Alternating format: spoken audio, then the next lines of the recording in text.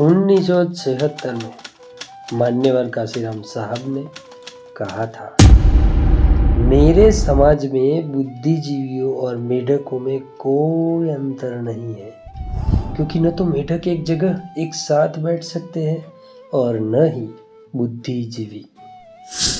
मान्यवर काशीराम साहब ने करीब 2.5 घंटे तक अपना कैडर दिया और कहा कि महाराष्ट्र में बाबा साहब डॉक्टर भीमराव अंबेडकर को मानने वाले बहुत लोग हैं, लेकिन बाबा साहब का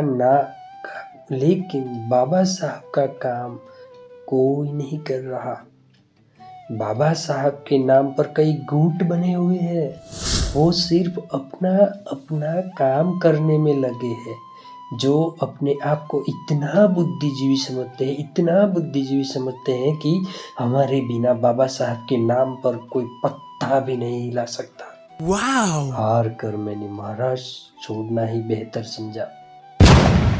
महाराष्ट्र जाकर मुझे ऐसा लगा जैसे कि मैं किसी अस्पताल में आ गया हूँ, जहाँ चाहे किसी को भर्ती कर लिया जाता है, लेकिन न तो वो ठीक हो पाता है और न ही अस्पताल उसे छुट्टी मिलती है।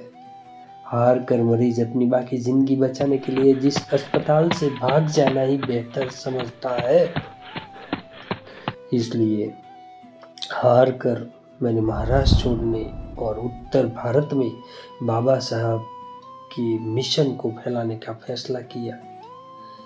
साहिब ने उदाहरण देते हुए कहा कि मेरे समाज के बुद्धिमान लोगों और मेढकों में कोई अंतर नहीं है। जैसे आप एक प्लेट में 10 मेढक एक ही जगह पर नहीं रख सकते, उसी प्रकार मेरे समाज के बुद्धिजीवी भी एक जगह एक साथ नहीं रह सकते।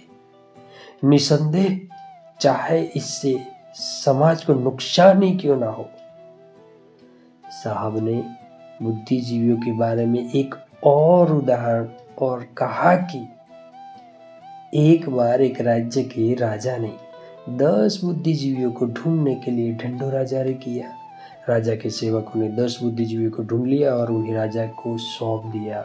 जब राजा ने सभी बुद्धिजीवी लोगों को कहा कि मुझे आपकी परीक्षा लेनी है, जिसको अपना राज्य सौंपना है, और मुझे स्वयं किसी जंगल में जाना है, मुझे आप सभी को एक मौका देना है। जो आदमी पहले नंबर पर आएगा, मैं उसे अपने राज्य का स्वामी बनाऊंगा। यह सुनकर सभी बुद्धिजीवी खुशी से उछलने लगे। हाँ, राजा ने अपने सेवकों को उन्हें एक गहरे खड्डे में फेंकने का आदेश दिया। इसमें से जो सबसे पहले निकलेगा उसे राज्य का राजा बना दिया जाएगा। जब एक बुद्धिजीवी ने बाहर निकलने की कोशिश की तो बाकी लोगों ने उसकी टांग खींचनी शुरू कर दी। जब दूसरे ने कोशिश की तो तीसरे ने उसकी टांग खींचनी शुरू कर दी। तीसरे ने बाहर निकलने की कोशिश की तो चौथे ने उसकी टांग खींचनी शुरू कर दी। यह सिलसिला कई घंटों तक ऐसे ही चलता रहा। ऐसा करते करते उन सभी बुद्धिजीवियों की ऊर्जा समाप्त हो गई। वह न तो बाहर आए और न ही किसी अन्य बुद्धिजीवी को बाहर आने का समर्थन दिया। बुद्धिजीवी के सबक लेते हुए राजा ने एक बार फिर घोषणा की कि अब 10 मूर्ख लोगों को ढूंढो। सेवकों ने 10 मूर्ख व्यक्ति को ढूंढ निकाला और उन्हें राजा के हवाले कर दिया। राजा ने फिर अपनी बात दोहराई और कहा कि जो व्यक्ति पहले नंबर पर गड्ढे से बाहर निकलेगा, मैं उसे अपना राज्य सौंप दूंगा। जब 10 मूर्खों को गड्ढे में डाला गया है तो वे इतने उत्साहित हो गए कि बिना अपनी ऊर्जा खोए उन्होंने एक प्रस्ताव पारित किया कि वे एक दूसरे के कंधे पर चढ़ेंगे और पहले एक को बाहर निकालेंगे, फिर वह बाहर जाएगा और राजा बनेगा। जब वह राजा बनेगा तो हमें बाहर निकालने में 1 मिनट भी नहीं लगाएगा, क्योंकि राजा के पास इतनी शक्ति होती है, वह अपने शासन में जो चाहे कर सकता है।